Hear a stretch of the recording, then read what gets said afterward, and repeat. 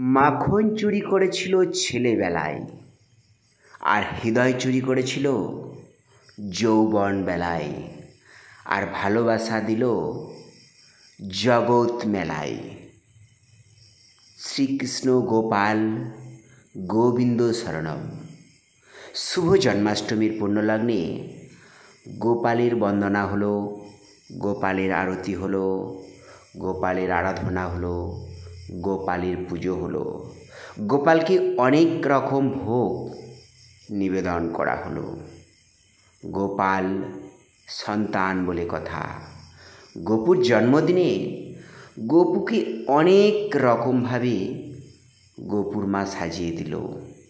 অনেক লোভনীয় খাবার দেখে আমার তো একেবারে জিভে জল চলে আসছে, কিন্তু ছবি দেখছি, বাস্তবে আর পেলাম কোথায়।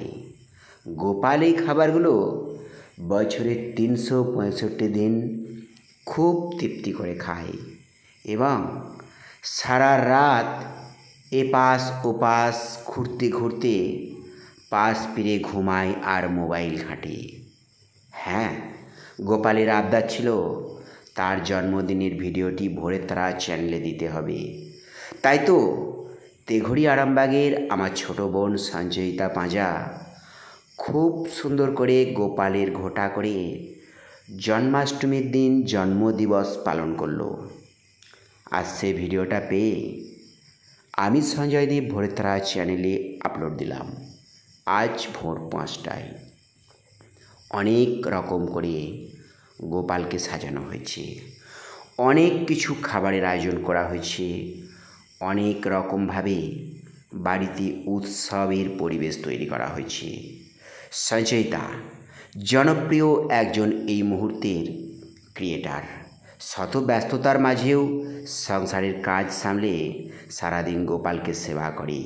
গোপাল ওকে খুব ভালো রেখেছে।